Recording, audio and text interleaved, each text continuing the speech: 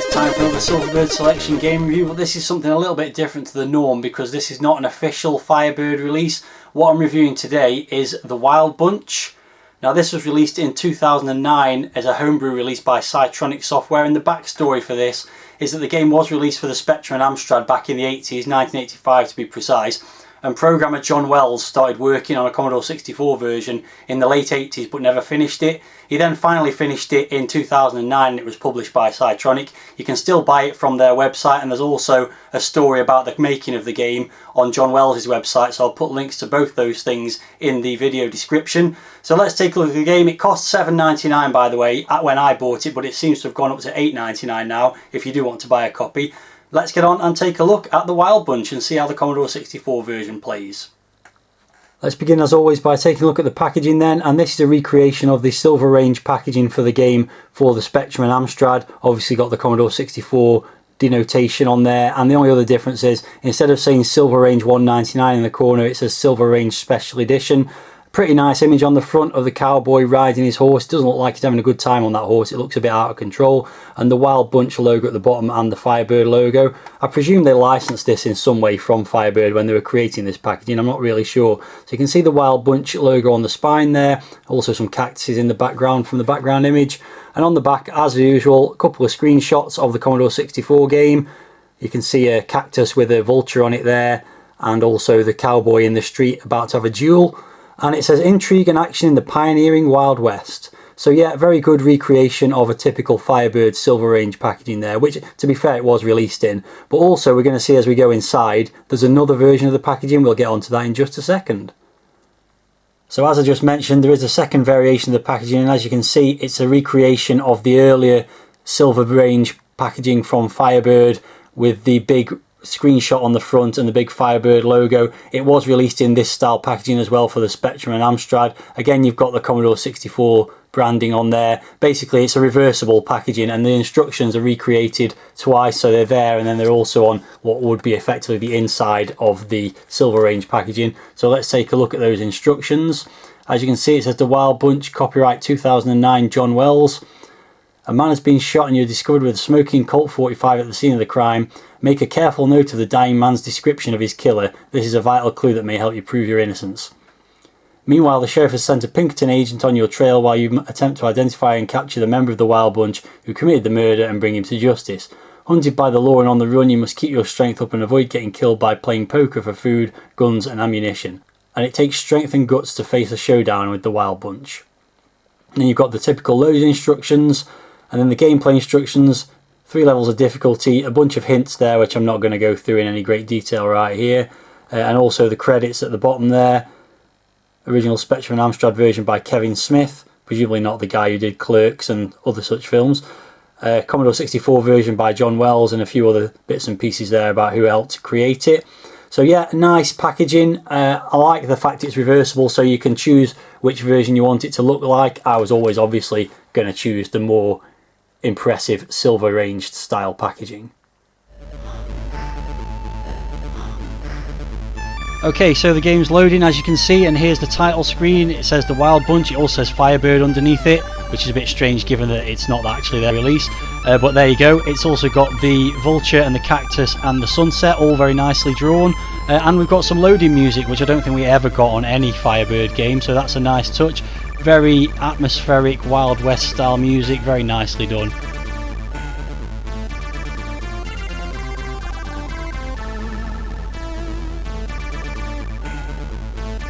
So what I'm going to do now is actually show the sort of introduction screen from the disc version of the game.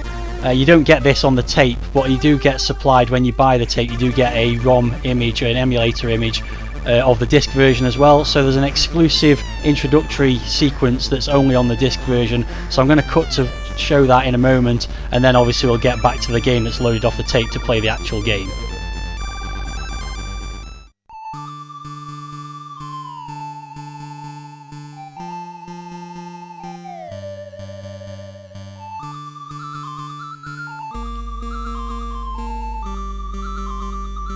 So here we have the introduction from the disc version of the game. You can see there the mystery man getting shot by the Wild Bunch at the beginning there.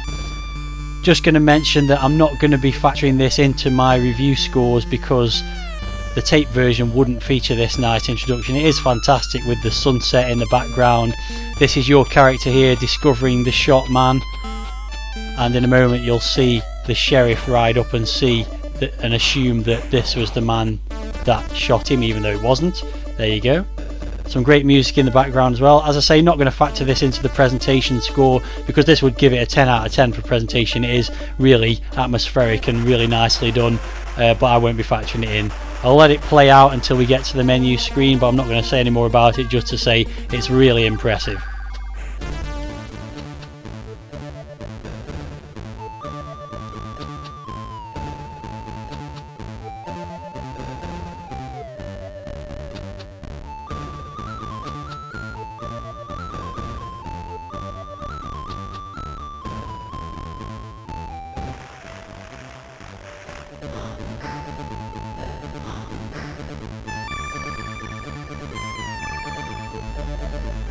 So you can see the Wild Bunch riding across the screen. You've got a couple of options here. One is to start the game and two is for the end sequence. You can only access the end sequence if you genuinely complete the game and get a password, so we're not going to be seeing that. We'll now move on to the actual game that loads off the tape.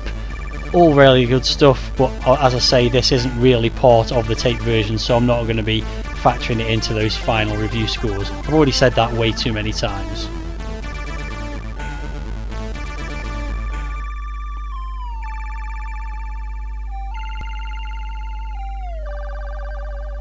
Okay, so the game is loaded and you're presented with this screen, title screen. It says Wanted, The Wild Bunch, Commodore conversion by Jon Wells, press return.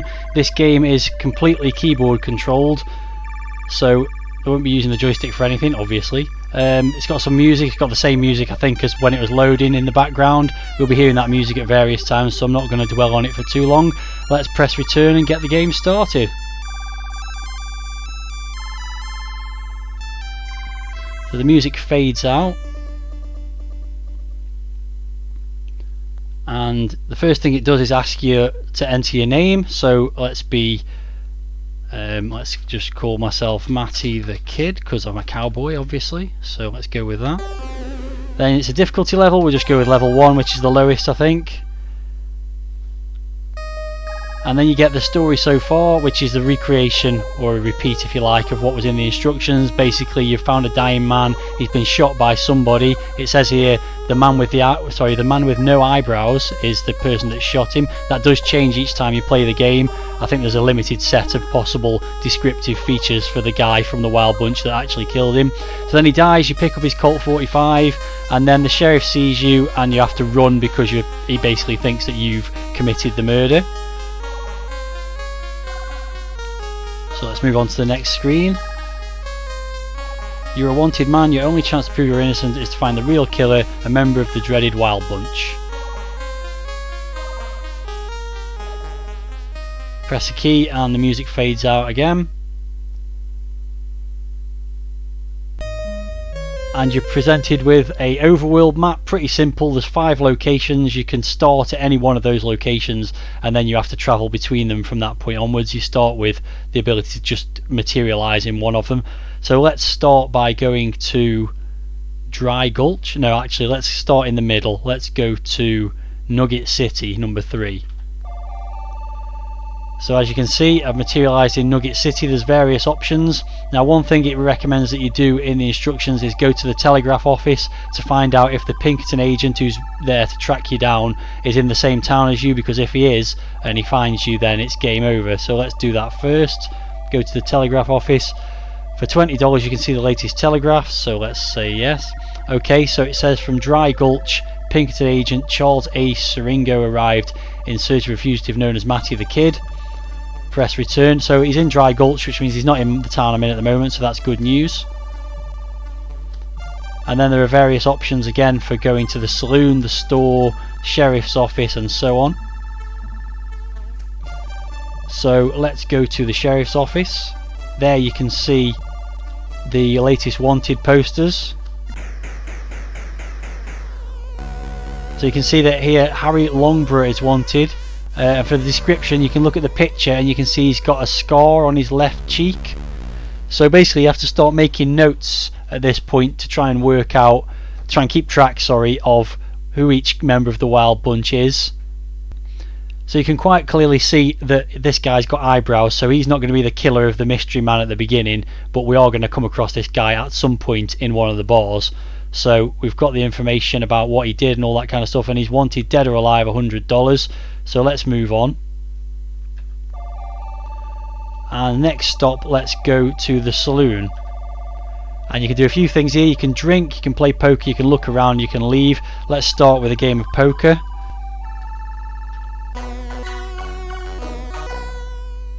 So we play poker with the town gambler, and basically it's a very simplistic version of poker. You get shown your hand, there's no sort of drawing or anything like that. You literally just get this hand and you bet it against the gambler. So you do that by pressing various options. So you can call, you can throw in your hand, you can call, you can raise him, or you can see him. So I've got 3 tens, not a bad hand, but I don't know what he's got, so let's just call his bet for the time being. And he's now raised to 7, so at that point I'm going to see him, which will cost me another $7. Let's see what he's got. Oh, I beat him. He only had a 9, which was a bit silly to be raising.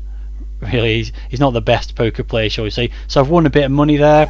Let's have another hand. I'm not going to go through this too much. I've just got a king this time, and the gambler's throwing his cards, so that was a nice easy win. Let's have one more. I've got an 8 of spades, and the gambler's throwing his cards again. Well, this is easy money at the moment.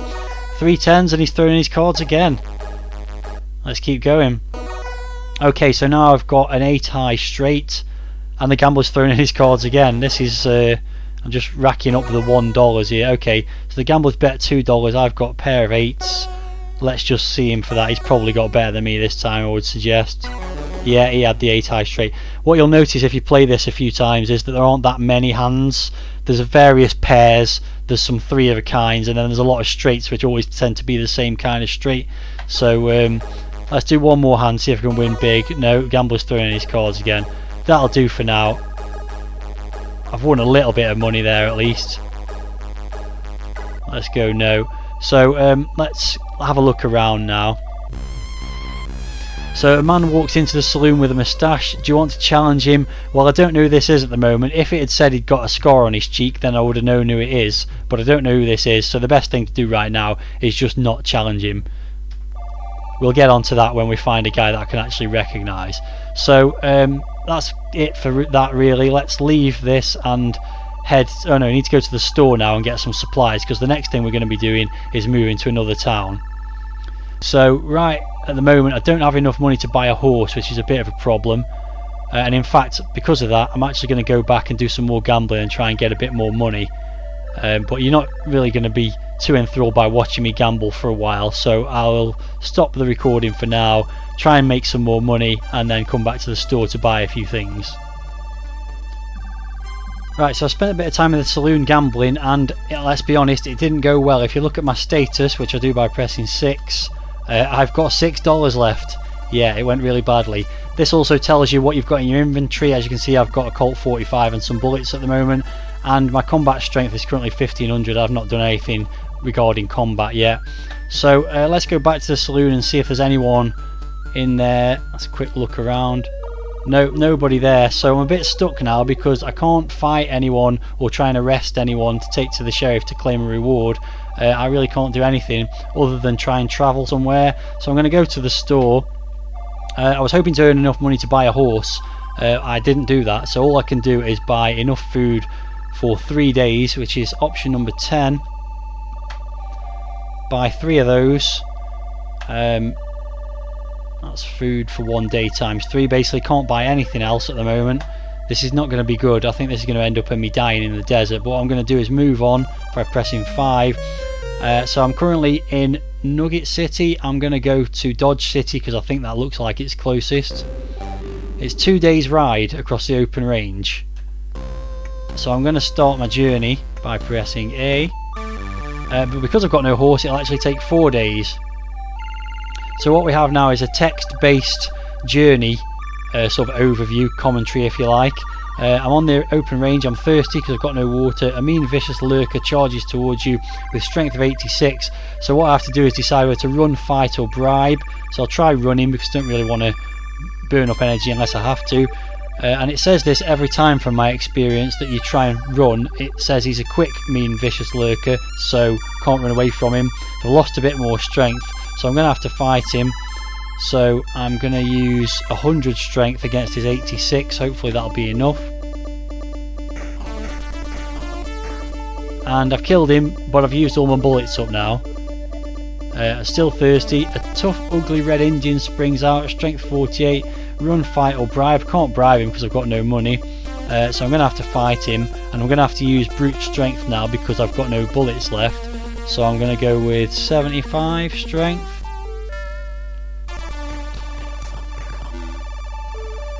Yeah, I've killed him. Still in the open range. Still thirsty. Found a gold nugget worth $12. That's bonus. A cruel, ugly buffalo charges towards you. Shall we try and run away from that? No, it's a quick, cruel, ugly buffalo. So I actually got to fight a buffalo. Okay. So it's got a strength of 20, so maybe 30 strength should be enough. Which doesn't seem like enough strength to kill a buffalo, really. What's happening? The buffalo is annoyed.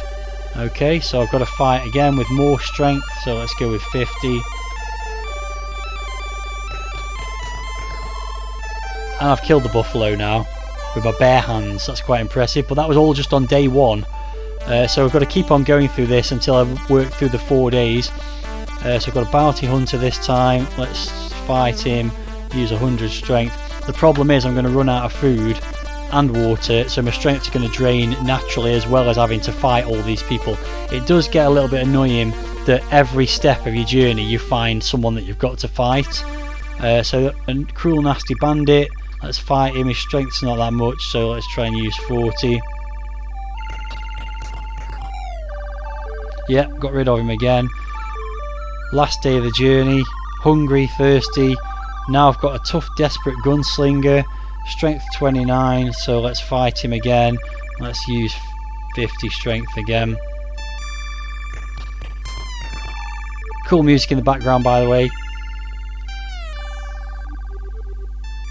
The music throughout the game is excellent. There's loads of different tunes in different areas. So there you go, I've finally made it to Dodge City. So the first thing I can do is go and look in the sheriff's office, have a look at the wanted posters. So here we've got Harvey Logan,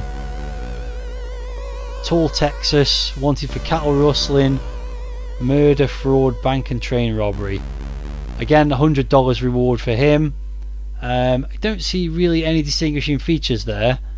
He's not got any. He's got the eyebrows, so he's not my killer. Has he got a nose? I don't know, because I can't remember what the other guy looked like, but it's not really obvious what his distinguishing features are. So let's head to the saloon. And one thing I didn't do in the previous saloon was have a drink, so let's start with having a drink. As you can see, you can order a beer or a red eye for $1 or $2, and what these do is give you strength points back. So let's have a couple of those to get some strength back. I don't know if the more you drink, the more drunk you get. I'm not quite sure.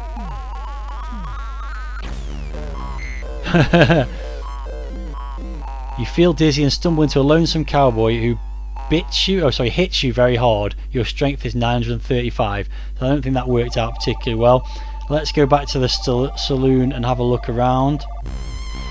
Okay, a man walks into the saloon with a left earring. Do you want to challenge him? Well, I'm going to, because I need the money, but I don't actually know. Maybe that guy was the guy with the left earring. I'm not sure. I didn't notice his ears. I wasn't paying attention. So let's assume he's Harvey Logan. I'm not going to have a gunfight with him. I'm just going to take him prisoner and take him to the sheriff's office and hope I've got the right guy. This could go well, or it could go badly. Yes, he agrees. So he must have had the earring after all. I didn't notice. But the good news is I get $100 reward. I also got some music playing, which sounds more like the music you'd associate with a football game. But there we go. So that's good. I've now got some cash. I can go to the store and buy some things. So I've actually got enough money to buy a horse now. So let's do that. 1 horse, please. And also a saddle. presumably I need a saddle when I've got the horse. 1 saddle. Also going to need some horse food. In fact, at this point I'm going to go back to the casino, or the saloon, sorry, and try and earn some more money from gambling, because I'm going to need more money than this $25 to stock up on supplies. So I'll do that off camera, and then we'll carry on with the game. So I've been gambling in the saloon again. Let's take a look at my status. As you can see, it went very badly again. I currently have no dollars. I have pretty low combat strength. I have a horse and a saddle, and I have a Colt 45 but no bullets. I can't buy any bullets, I can't buy any food. It's really bad. It's not going well at all. So I'm going to move on again because there's not much else I can do. So I'm going to go to I guess back to Nugget City is probably my best option in terms of distance. So let's do that. At least got a chance of getting there. So let's start the journey, but I'm going to have to, when I get there, immediately challenge whoever's there and hope I can get the money from the reward. So once again I've got to fight the bounty hunters and whatever else I encounter along this journey. Horse needs water, he's got no food either, so the horse is probably going to suffer from this as well. So the lucky thing is there's only 2 days for this journey. So let's fight this guy again. Let's just go 90. Hopefully that'll beat him. Yeah, killed him. Not sure if you noticed, but the music when you do fight people, it changes a little bit. You've got like little fighting sound effects on there. So another bounty hunter to fight. As I said, this does get a bit tedious, so I'll just cut at this point to the town if I actually make it there, which is a bit of a worry because I haven't even finished the first day yet and I'm rapidly running out of strength. And the horse, did the horse die? It's not even mentioning the horse now, I'm not sure. It's all bad. It's all going really bad. So I'm still on this journey. The horse did die, so as a result of that the journey lasts longer, or takes longer. I have just found a knife which might help, but my strength is now at rock bottom as well.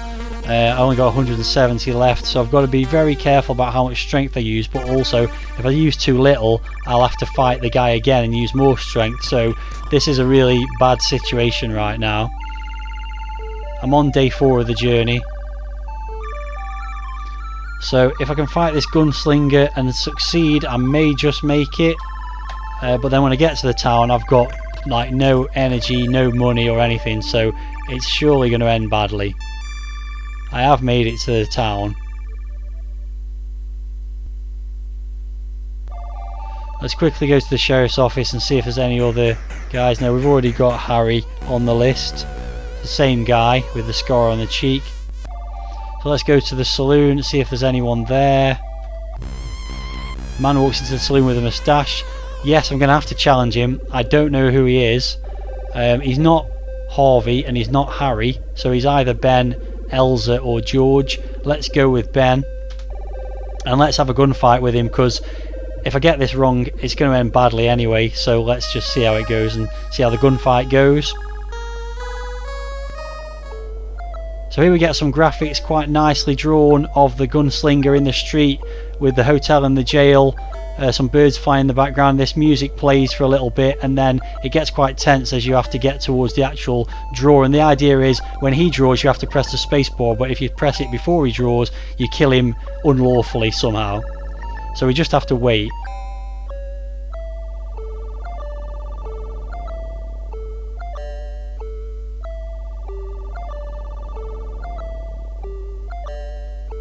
The tension is mounting.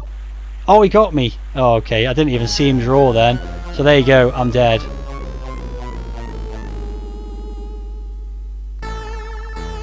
And that's game over.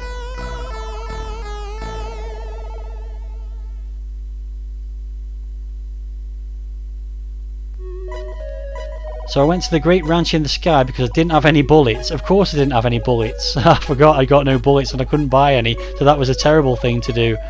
So press return for the score. I got 1022. I am going to play another game and try and play through to some bits that we haven't seen yet for one reason or another. I'm not going to talk through what I'm doing. You've seen most of it. and then I'll just round up at the end. But I would like to try and get to a gunfight and actually win the gunfight, so I'm going to give that another go. Probably not going to show much else, to be honest. Right then, so I started a new game, entered the town, went to the sheriff's office and saw a man with a patch on his left eye on the wanted poster, and luckily that's the guy who's just come into the saloon in the same town. So yes, I'm going to challenge him. I know he's George Parker, so I'm just going to take him prisoner. I'm not going to have the gunfight with him because this will give me some money. So I take him and the man at gunpoint to the sheriff's office, and the sheriff confirms I've captured George Parker. He's put him behind bars and I get a $200 reward. So now I've actually got some money to do things with. Again, I'm not going to show you this on screen again. I'm going to go to the store, get a horse, I'm going to travel to another town, and then the next guy I find, hopefully I'll be able to challenge him to a gunfight and show the positive outcome of the gunfight without getting shot. Okay, so I've bought me supplies. I'll just show the status. I've only got $4 left because I went and tried to gamble a bit of my money with the gambler and lost again. I'm really having no luck in the saloon at all against the gamblers. So you can see I've got a horse, saddle, I've got a Colt 45, I've got loads of bullets, I've got food for 1 day times 16 it seems. I thought I'd only bought 10, but there you go. I've got horse food, and I've also got water, and I've got snakebite medicine, so I'm all set for a journey across the plains. So let's do that now, move on, and we'll go to somewhere I've not been to before. I don't know where the Pinkerton agent is though, so that's a bit of a gamble. Actually, I did check and he was last seen in Bulletville, but I've been to another town since then, I think. Can't really remember now. Where the hell am I anyway? I'm in Dry Gulch. Okay, so I'm gonna go, let's go to Nugget City. 3 days ride on the open range, so let's make a start on that journey. This should be a lot easier with the horse. I've got the food, I've got the water, still got to fight the buffalo and things like that. So I'll carry on with that, get to the next town, and let's see what happens when we get there. So I made a successful journey to Nugget City, relatively unmolested and untroubled. I've been to the sheriff's office and seen a guy with a moustache on the wanted poster. I'm going to go to the saloon. I've got no money, so all I can do is see who's around in here. And a man walks into the saloon with the right earring. I don't know who he is, but I'm going to challenge him anyway. I know he's not George Parker, I know he's not Harry Longberry, so I've got a 3-in-1 chance. I'm going to go for Ben Kilpatrick. I'm going to have a gunfight with him. I know I've got bullets this time, so let's see how this goes this time.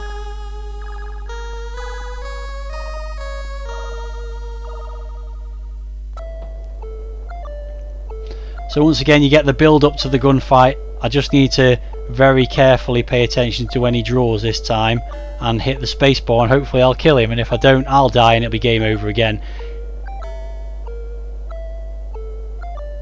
If I haven't picked the right guy I'm going to get put in jail by the sheriff anyway, so this could be the end of the game either way, or I could get lucky.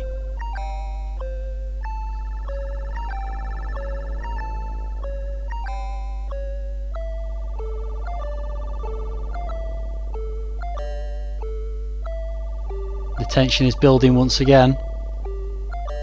Very nice animation of the birds.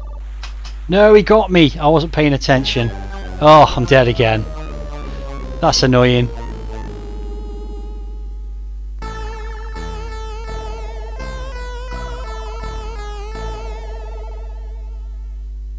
So there you go, that's the game over again.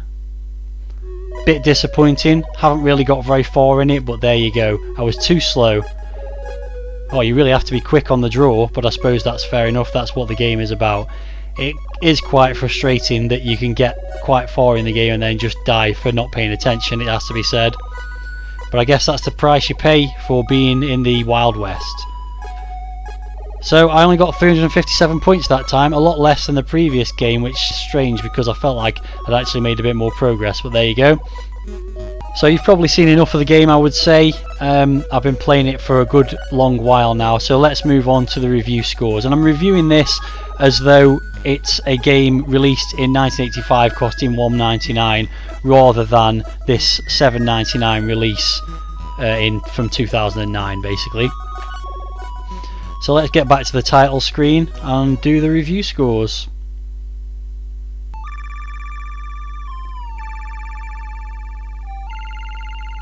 Okay, so onto the review scores then. Firstly, the packaging. I'm reviewing the Silver Range packaging rather than the original style packaging. I think that's pretty nice. You've got a nice image of the cowboy on the front, nicely presented front and back on the outside, and then you've got pretty decent instructions as well. So I'm going to give it a 7 out of 10 for the packaging. Presentation, you've got this title screen, which is pretty nice, fairly basic to be honest, but you've also got the fact that it records your score with your name as well. Nice loading screen as well, with music on the loading screen as well, which was the same music as this music, but decent music all round. So I'm going to give it a 7 out of 10 for the presentation. Graphics, well, it's mostly text based, but there are some nice graphics on the showdown screen, a couple of nice touches here and there as well, such as the images of the wanted men on the various wanted posters, and the overview map's alright as well. So I'm going to give it 6 out of 10 for the graphics. Not outstanding, but reasonably decent for the type of game that it is. Sound is excellent throughout. You've got little tunes all the way through the game in the various areas you go to, little effects when you're having the fights with the characters and things like that, as well as when you're on the journeys from one town to the other. So overall I think the sound is top notch. I'm going to give it a 9 out of 10 for sound.